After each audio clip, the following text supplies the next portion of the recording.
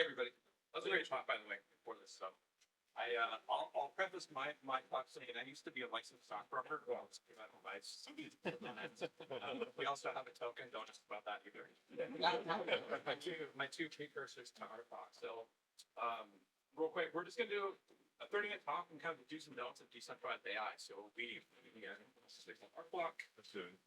Here's what we're going to go through real quick. Ground rules basically are like, if you got a question, raise your hand and ask it. Right? I prefer the interaction, and as things come up, we can talk about it, or if we need to, even back with it. Yeah, but feel free to ask questions, and then we're just going to go through a few kind of high-level pointers.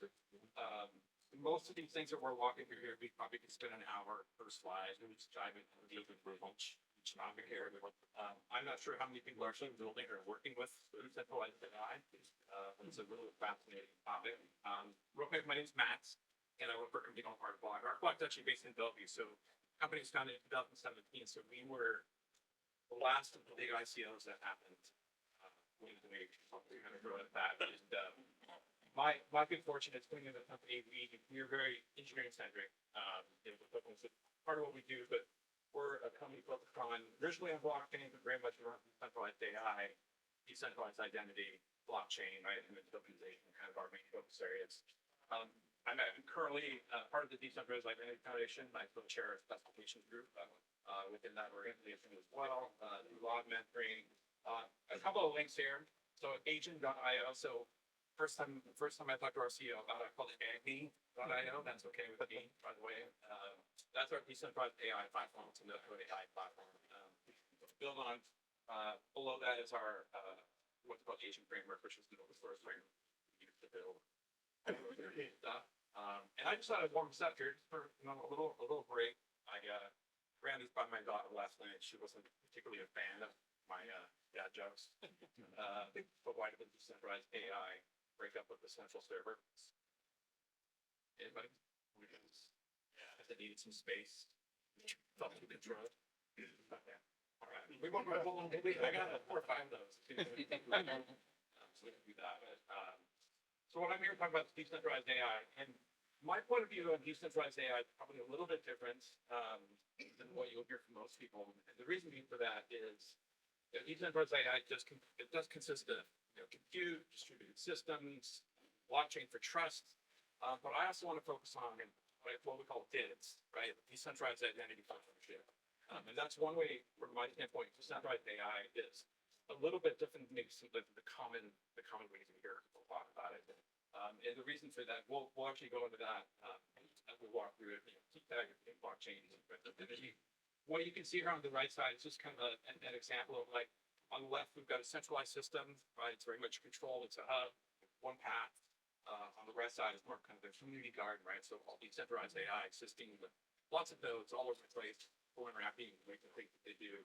What's important about that, though, as you look at that, is how do all the systems actually interact with each other, right? It's a complicated question, but actually a pretty simple question at the same time as we go through it. So benefits of decentralized AI. Is anybody here actually working with decentralized AI? I got 1 hand. Kind of 2 hands, 3 hands. How many people right now are like 5 coders using Replit, Cursor, Lovable? So as we interact with those systems, I had a case yesterday when I realized really quickly I don't know squat on that platform. I have usage-based billing. All it's like, hey, you're over your billing, shut everything off. So I basically locked everything, right? That's as you do these things, right? That's very much a centralized system, right? It's owned and controlled by someone. As we go through that, the benefits of decentralized AI, as we kind of go through this, and I think some of these things are somewhat obvious. Others maybe less obvious, right? In my point of view, again, if we're looking a year or 2 or 3 on this pathway, then we're actually beyond just the prompt, right? Because a lot of us today, I think, are using Grok, we're using ChatGPT. We just ask lots of questions, maybe create some code for me. Some of us now are starting to integrate those more workflows within Cursor and automate some code development. But as we do that, right, it's the benefits of decentralized AI, right? We're limiting single points of failure, right? Blockchain model, privacy, dealing with data with bids, definitely a key component, trust, being transparent via immutable records. Tokenization is kind of the one I would focus on, right? That enables AI to AI interactions. That's kind of what I want to hone in on, right? Is that AI and AI interactions, because that's the thing that's coming in the very near future. And it's already starting to happen as we look at it. The things above it are all what feed into that to make it all work. And you just look at that. I had this little goofy image over here, and really what it shows in the future is your AI is going to go out into an ecosystem and interact with all sorts of things. How is it actually going to do it? Right? Is it going to pay US dollars? Is it going to, like like I go on Amazon and process my payments and buy stuff and things that is where it's going to be. The end, no, it's going to all be almost instantaneous. It does that. So you got to think kind of like, as we move forward, right? How do these systems actually work? Decentralized AI is really kind of a perfect playing field for these things to happen, right? Because it's going to need to A, have control, B, have records, right? And then C, have a very resilient system, right? And I kind of use the example of Blade Runner 2. Anybody see Blade Runner 2? It's got the virtual girlfriend in the house. Very much a centralized system, right? They can take that girlfriend away at any point in time, right? In the very near future, your Alexa is going to be replaced with your own in-house AI. How would you feel about Amazon having access? I can relate that to from one Tesla to another Tesla, because that is a decentralized model, right? Sure. I was just thinking about that when you said that, and I thought to myself, what if you're in Europe and you're going between countries? Are they using the euro or are they using other types of currency? I think it's an interesting thing, but you're talking about the genetics here and AI, and the ability to bypass all humans to communicate from one AI to the other.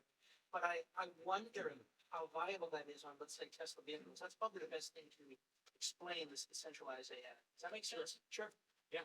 Well, so keep in mind that your AI, as it develops over time, right, and how we kind of see the future is that eventually, like that AI that's in my house will also go into my car, right? And we actually built some Tesla apps. We've actually been testing this so that as I'm driving around, it could actually interact with things automatically based on what I program it to do, right? And that's kind of where this delta starts to happen. You start to say, as I create my AI system, right, this decentralized AI playing field, I can tell it what to do, I program it, it records it, it interacts based on whatever things I'm still letting it do, right? And so different than a Tesla, right? If I have a car and I'm driving, I pay my toll, get off the highway, I want to drive somewhere, right? These are all things that feed into my engine as we do that. So, and we can come back to that. I mean, let's keep thinking about that. As far as the challenges, right? Decentralized AI, it's very early. AI in itself is very early, right? I think we're only a year into it, 2 years into it. It's I know it's been around for a bit, but it's something that's moving quite fast, quite rapid. It's really just exploding kind of all around us. And so the things that we typically do are now like, well, hey, can I do that through AI, or can I actually 10x my output by using AI to create emails, create articles, these other things? The challenges with decentralized AI right now, for a lot of systems, you need large networks in order to power, right? That's going to be the benefit of like a Google, Microsoft, Amazon, Anthropic. You've got large networks, right? When you go and interact with the chatbot, you have a very large system behind it, right, to make it all work. As you move outside of that and say you start building kind of your own systems, right, you may start running into some challenges with that. And there's some caveats to that. Interoperability is really key question, right? How does my Tesla talk to his Tesla? Right? Do my two systems work together? If you look at the blockchain industry, there's hundreds and hundreds and hundreds of blockchain companies. There's also hundreds of companies building decentralized AI. How do they actually talk to each other? And we'll actually come back to that. There's a partial answer that's already happening in the industry that it's likely will solve that. Data quality is what it is. Regulation is a really key one. And I think a lot of us on the internet, if anybody's been using zero ratings recently, probably will see the Studio Ghibli update that's been going on. What a perfect example of somebody creating something that's actually IP of somebody else's, but who actually owns it, right? Because I'm using AI. I personally am using an AI system to generate my photo into this filtered look. Do I own it? Studio Ghibli own it? No, I don't know. Okay, it's actually pretty ambiguous, but it's a great example of those unclear legal rules for that. Adoption is also really key for this to make this all work. Decentralized AI, kind of its current format, it's a little hard to use. Right? There's a lot of if anybody can use it, there's a lot of scanning, there's a lot of swiping, approvals, right? AI is kind of the great equalizer in the fact that now you get to program these things in. So instead of having to scan and swipe into these things, you say, hey, AI, if Jim sends me an email and asks me to make a payment, go ahead and do it, right? With decentralized identity in the background, I know it's actually Jim. My AI can verify it's Jim. He can verify it's me, and then I can make that payment, right? And you have to do that. So it's a really interesting in terms of the challenges that are happening there. And this is something, has anybody seen this before? As far as kind of the, what's called constraint triangle comparison. So this effectively is AI, right? So if you're using an LLM, this is actually what's happening in the background, right? And when you see all the different models like, 4.0, 4.5, 3.0 mini, these are those all are impacted by this, right? Because everything that you do, especially as you start to build your own apps. This is the old phrase, speed, quality, cost, pick two, right? Yeah, that's right. That's right. There's a lot of different takes. So if you say, as you're building an app experience, for example, like say we're building it, right, and I want somebody to come and interact with it. Do I want the speed of my app to be fast? If it's fast, the quality is less likely to be good, right? Response quality goes down. Also, my cost may go down because I'm not consuming as many cycles within the LLM. On the other hand, somebody comes and says, "Hey, no, I want really good content, right, to be created." That well, that's going to slow you down, and it's also going to cost more, right? So you have this triangle that happens. And I kind of put this in there because decentralized AI is also impacted this, but in a slightly different way. It's still the same metrics, right? Speed, cost, response quality, but now it starts to change a little bit because costs, for example, start to shift to me or to you or to someone else. And what I mean by that is, if you go out and use ChatGPT, it's free in quotations, right? It's not actually free. You're actually giving them data, right? So it actually costs you something to do that, but it appears to be free. It's also very fast, right? Again, you're leveraging infrastructure that already exists. But as you start to build, interact with decentralized AI, well, again, we may not have as much compute behind it, or we may have a slower model, right? Or again, these things really start to come into it to impact the things that you do. And so I mention this because this is just something to be aware of as you think about decentralized AI or just AI in general, that there's a give and take that actually happens within that. And I would follow up here in terms of decentralized AI is this is kind of from the lens of our block, right? In terms of nearly as fast, optimized nodes, scale with MCP. This MCP, anybody MCP? Wait for that? Not surprised. I'm not surprised. MCP, and we'll come back to that here in just a minute, but MCP is kind of like one of the equalizers that's happening in the industry. So again, costs, those are something I just recently did a workshop, literally for 2 hours on LLM optimization. Because most builders, as you start to talk to people like Matt, like my credits, I'm spending $25,000 a month on LLM credits alone, right? Just because of all the interactions that are happening, right? So you have to think about that, right? These things are real, but not something that you can just pass through, right? You have to charge your customer for it, or use it as part of the growth model, or whatever it may be. That. So this is a constraint triangle. It's neither good nor bad, but something to be aware of as you think about it. Any questions on that bad one? Can you remind me what your vision is on decentralized AI? Is it something like an open source AI model, like let's say Google's Plan DeFi, which you can just fit into your computer and run it locally, or how do you see that decentralized AI? Yeah, that's a great question. So I don't know if you all heard the question, right? He's kind of asking is like, eventually it's decentralized AI is something that I run and operate locally, for example, on my phone or my computer. The quick answer to that is probably in 2 years. The answer is yes. As of today, it's still partially no, right? Because you still have to use DeepSeek, ChatGPT, right, in terms of the quality, right? But then again, they're kind of all like you've got Llama, which is open source, DeepSeek, open source. These are all things you can run locally, but none of us have phones or computers that are actually powerful today to run. I say that in quotation, right? There are some models to work, but they're not going to be as high quality. Right? It's going to be slower to do that. But the reality is decentralized data, again, the way that we look at it is if you create this system, right, there's a ledger to record the activity that happens, right? That's kind of that blockchain part. Decentralized identity for data ownership. Because what happens is you start to interact, as you're interacting with your AI, you're generating all sorts of business data, right? That happens with that. And what you want to be able to do is to own and control when and where and how you share it with others. As you do that.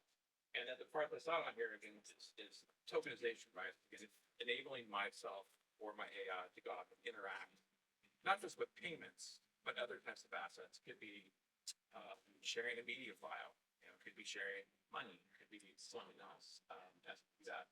So it's a great question. And again, I think in the future, like we're all, as we move to having AI in our house or on ourselves, on our phones, right? And these things are coming and they're not far away. As you do that, that will definitely come to reality. Where I literally have my own AI, right? And my AI works for me, right? And that's where having controls, right? To be able to run your AI is critical, right? That over. So real quick, in terms of the do's of DA, decentralized AI, we kind of walk through this real quick.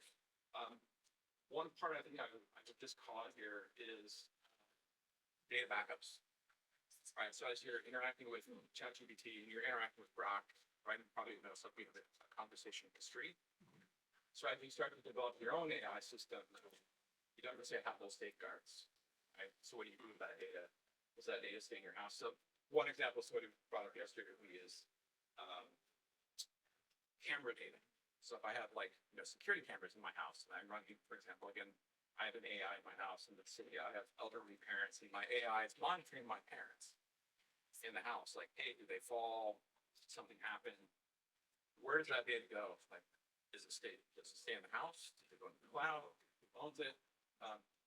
But it's important to have it, right? At the end of the day, like we all like that backup. We all need OneDrive, Google Drive, whatever it may be. So finding a mechanism to secure data backups is really important as far as kind of the future state of those AI. And also open standards, right?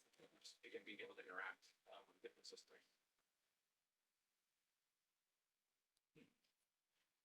So as you look at the don'ts of the decentralized AI, the two that I probably would call here for the group, one is sacrifice UX.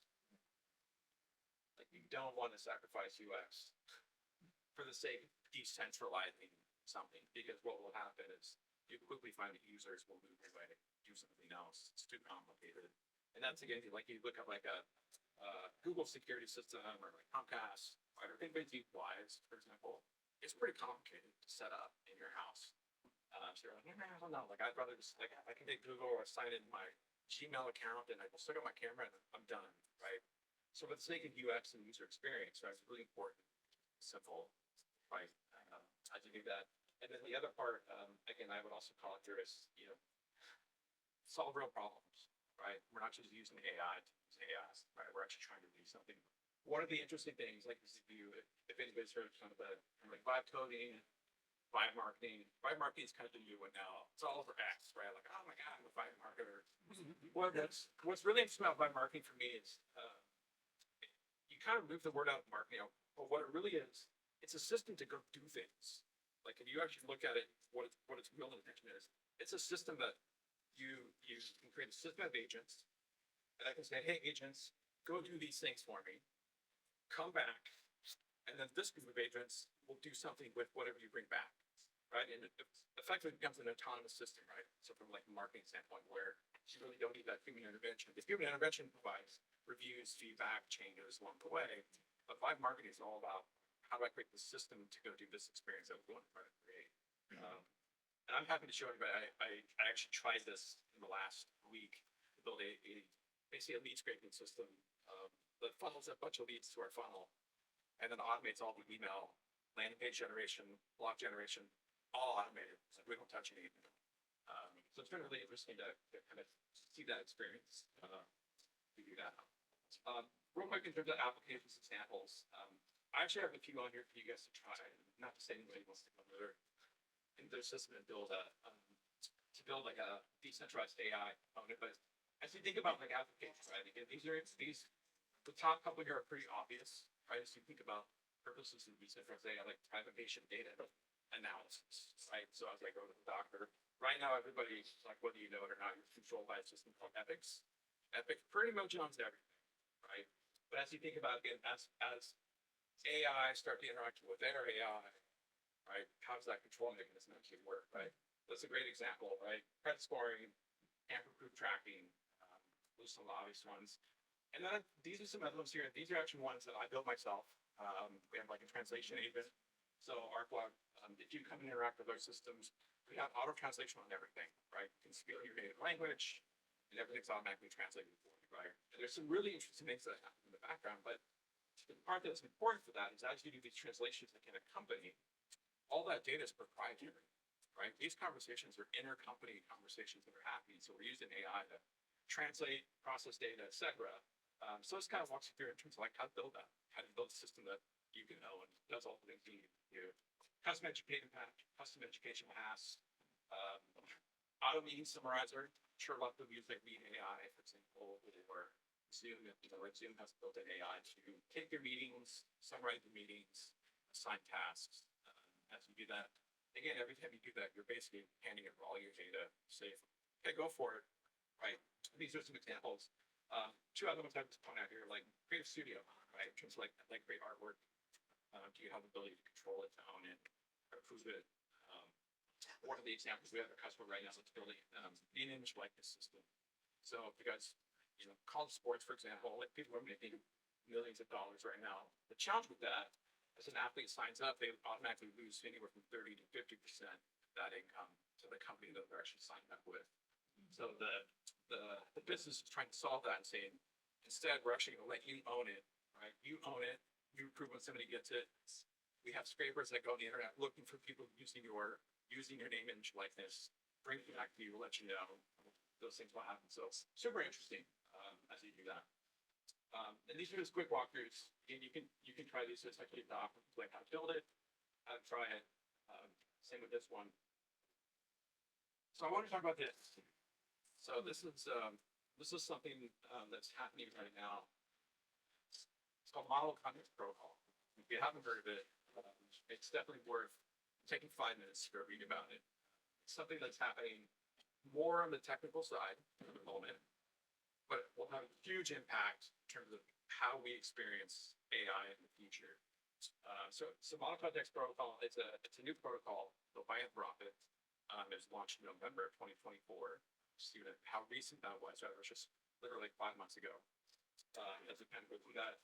Effectively, what it is, it's a protocol level, we'll call it an interface, for lack of a better way of saying it. It's effectively like USB-Cs for AI. So I now can go and say, I have an AI system and connect it to Gmail, connect it to Stripe, I can connect it to Google Drive, I can connect it to my bank, whatever it may be. And it creates that interface for that to actually happen. So all of a sudden, these interoperability challenges, scale challenges, are starting to solve themselves because somebody had said, hey, we're going to create this layer in between. And why I mention this is like OpenAI, for example, just put out an announcement yesterday that they've adopted this. That's the standard. Anthropic, this is the standard, right? Most of the people building in the AI space right now are already adopting MCP as a protocol layer. And our blog's so different. We're actually building at the foundation level so that anything in our system effectively can connect to MCP. Because it solves a lot of problems. What's important about that, again, is to kind of go back to what I was talking about earlier.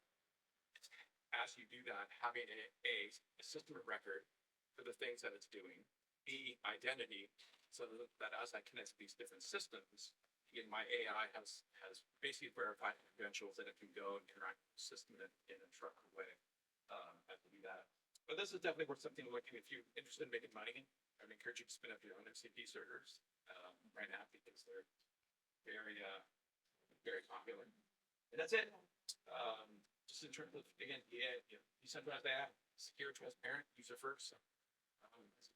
Yeah, go on. Question on the MCP stuff. So is it like you're doing more authentication for the agent, or is it some company that? It's not the authentication part. Effectively, what it is, it's like it's the interface to allow two systems to connect together. And so they just recently, like on the tech side, they added in an authentication called OAuth, just to allow some level of authentication within the system. but it's pretty basic, right? I mean, it's pretty good, but not what I would say as you're doing banking, for example. You know, you might have questions, especially if your AI is going to do it. But what it does is it creates the common layer for everybody to come together and interact with each other, right? And so like you can have it, you have your own proprietary AI, I have mine, OpenAI has theirs.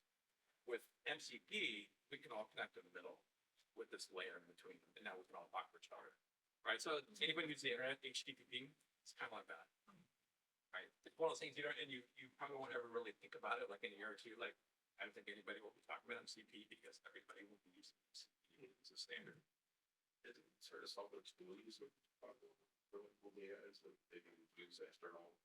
For sure. Yeah. So just to be clear, like as you think about it, like MCP, like architecture, it's designed to connect external systems. Right? Just to be really clear, like as you do this. So if I have an AI, even a decentralized AI, through this interface, through this protocol, it allows me to connect to database, data sets, other AIs, banking, Google Drive, you know, whatever it may be.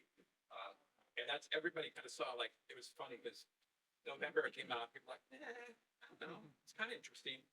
December, you know, you're like, hey, maybe we should do this, right? This is kind of cool. January, February, it's exploding, right? Because everybody quickly figured out, like, this is how it's going to happen. One of the next things where yesterday we were kind of making a prediction, hardware is the next thing for something like this, where you have AI and hardware and creating this kind of user like this, again, this interface or this protocol layer that allows AI hardware to start doing the same things. Right, because it's only a protocol, software. That's So you have to align it with hardware. So I mean, I'm just wondering if it's decentralized, it seems to be, have become a de facto standard based on the fact that it's already there and people are using it. But in a decentralized world, how do you standardize that? And how does it stay a standard? That's my question. In decentralized. You mean from the protocol? Yeah, Yeah, I mean, that's why I say this is like similar like HTTP, right? Which is maybe you embed it into all the hardware. Does that make sense? correct. You build it as a foundation, and you say we have this connection standard, right? And using the connection standard. So going back to Hence Tesla, it becomes the de facto standard. That's right. It's being embedded into the hardware. that's right. So one of the things that we also are predicting will happen. You're seeing this in the decentralized space. Likely there'll be a move in the future away from domains. So you no longer will connect through a domain. You'll actually connect through something else. We'll say like a DID. So DID, for example, is like an address, right? That's like my own personal address. We have a new browser that we're building. We don't even show the URL bar anymore because the system already knows who it is. So I see, or you have a search and say, oh, I'm looking for this, but it's very much the old way of doing that. Because in the future, your AI again will look, oh, hey, that's John. They're in your network. I'll check their credentials. Yep, that's him. You guys can do your thing. It all happens under the hood. Right? You never see it. Super interesting. It's a really interesting time, especially for somebody like myself. I'm a little bit older. I mean, I used Mosaic back in the day, like when it originally first started. So I don't even use Mosaic, but that's a little more old school. Netscape. Yeah, Netscape. Yeah, I was there in the early days when Bill Gates was like going crazy trying to kill Netscape. Pretty awesome. Yeah. What about how do you see trust and safety coming up in the decentralized AI kind of point of view? Because recently one of my friends had shared this article about a teenager in Florida who was negatively impacted by a AI chatbot, which was probably it's just badly trained data, but when it's decentralized, it's very difficult to get a authority which is responsible for the AI meeting certain criteria. Yeah, that's right. That's right. That brings up the question. In terms of just having decentralization does potentially create a scenario where you don't necessarily have like an authority or somebody you can go to, right, if there's an issue or a concern. One of the ways that quickly addresses itself, one is using decentralized identity again, right? So I'd say have credentials. As I create my AI, I effectively program my AI to say what things you can and can't do, right? If there's a dispute in that, the AI notifies me and says, hey, you know, something. So as an example, like if you have a child in the house, right, and you say, you know, I have a 10-year-old and I will say, last night was a great example. She was, you know, on searching and, you know, we'd have all the security settings. And lo and behold, something came up. My wife's like, whoa, hold on. Like, you don't need to see that. in the future with AI, you'll be able to program them in, right? We're not relying on the browser, we're actually relying on the AI to monitor. So again, kind of use an example of my parents, right? It's the same thing where you can say, hey, AI, I'm gonna programmatically tell you to do something. If these things don't occur, tell me and I'll follow up, right? So going back to your question, like if you have a 10-year-old who's doing something in the system, right? That's ultimately gonna be up to you to kind of, as someone who owns the data or owns the controls, right? You have to say, yeah, these are the things that I want to have. Well, part of that will come back to like user experience, but you have the ability to create the controls, right? Is it prompts? It's something you can enable, right? That I don't know. I mean, that's kind of that user experience both know what happened here or two. But it's a great question. Thanks for that. And related to this question, because the question is basically, I mean, I can post an AI that does not what we want it to do and pretend it to be the AI to be that we want to do. Like, how do you track the trust of the participants in the network? Yeah, it's also a great question. So I had a really funny conversation with a guy named Alex. Alex is the founder of OpenSea. So anybody's like, if you interact with like OpenSea and NFTs and stuff, he created a new company called Open Router. And I was talking to him, he's like, he kind of weak. If we had a Zoom call, he's like, kind of weak, and he whispers, like, Matt, don't forget, all these systems can lie. Don't forget. I'm like, okay, it was kind of random, right? But his question is like, one thing's like another talk that I do, we actually talk about how to create kind of safety and security mechanisms within your AI network, right? Because in the future, a lot of these things will be multi-agent orchestrations, right? Where in our case, like our block, we actually have a lot of systems where there's actually a lot of agents checking the work of the other agents, right? And there's kind of this interaction that happens. So like, as you're building out a network, right, and you say, well, hey, I have this AI system here. You likely will need another AI system to check what this one is actually doing. That's actually following the rules, right? As like that. The problem is not even following the rules. It's that I can, build a weak model, Sure. pretend it to be a big model. It will follow the rules. Sure. You will have to have some way to notice that it's less efficient than the one that I'm pretending to be. Yeah. So basically, like you're paying, 1 Ethereum to process, like a gigabyte of data. Yeah. And you think it's like DeepSeek R1, the latest model, but it's actually Llama 8B that is going to be doing the processing. Yeah. How do you Yeah, get yeah. around that? Well, yeah. Its reply problem is like its reply would be plausible, and for you not to know that it's actually not DeepSeek R1, you will need to process the same data with DeepSeek R1 in Yeah. both ways. Yeah, that's right. And so that comes back to my kind of comment about the decentralized identity, like this identity component, right? It's saying, as agents, like as you're building something, how do you have a way to verify, right, that the system is what you say it is, right? To your point, it's like, how do I know this is ChatGPT? How do I know this is DeepSeek? How do I know this is Copilot, where it may be? In the future, right, there's going to have to be systems that do that, right? Decentralized identity is one plausible line. Right, there's other people building other kind of systems as well that are more centralized, like a Gmail, for example. As you do that, but in the future, like that will be the reality. It's like there has to be some type of mechanism of recourse, right, for you to be able to say, as you and I are interacting, as I don't interact with your AI, right? How do I know it is what it says, right? Because that's my slide earlier where I said if it's just blockchain is just the ledger, right? It records, it's immutable, does all these cool things. It doesn't actually verify anything. Right? It's just a ledger. Like you look at a bank ledger, it doesn't actually do anything. Just it's a record. And that's where these other systems come in, right? It's like again, like that identity component is as within decentralized identity, right? As an example, I can issue what's called verified credentials, right? Verified credentials means I am who I say I am. You have your own set of verified credentials, and as we meet, my daughter's been as we meet, our systems will do it. If you're not who you say you are, nothing happens, right? It's decline. I'm happy to talk about it. Like, you want to talk about that more? Yeah, go ahead, please.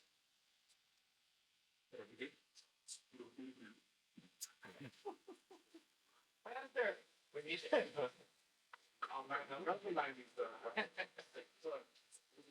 about that. Yeah, no worries.